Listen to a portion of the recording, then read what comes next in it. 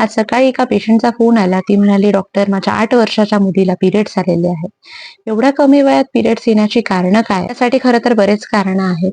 सध्याचा लाईफस्टाईल, त्यात व्यायामाचा अभाव, ओव्हर एक्सपोजर टू रेडिएशन्स म्हणजे आपल्याला कन्सिस्टंटली आपण लॅपटॉप, मोबाईल्सचा वापर करतोय. कळत-नकळत अडल्ट कंटेंट बघितलं जातंय. बर्गर, चिप्स, फ्राईजच्या नादात अतिरिक्त मिठाचं सेवन, तिखटाचं सेवन होतंय. त्याच्यानंतर ड्राय फ्रुट्सचं ओव्हर कन्झम्पशन होतंय. रात्री उशिरा झोपणं, सकाळी उशिरा उठणं, अशी बरीच कारणं आहेत. अर्थात यामध्ये थोडाफार बदल केला तर आपण काही गोष्टी चेंज करू शकतो. पण काही कारणं अशी सुद्धा आहेत ज्यामध्ये बदल करणं जरा अवघड आहे. म्हणजे अडल्टेटेड फूड जे आपण घेतोय सध्या, म्हणजे प्रत्येक गोष्टीमध्ये अडल्ट्रेशन आहे, की दूध पण आपण घेतोय, त्या गाईला हार्मोन्स इंड्युस्ड केले जातात बऱ्याचदा.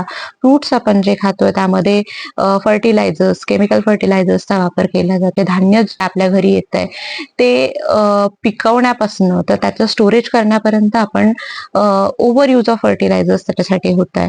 मग ह्या गोष्टी आपण ठरवून पण नाही बदलू शकत, राईट?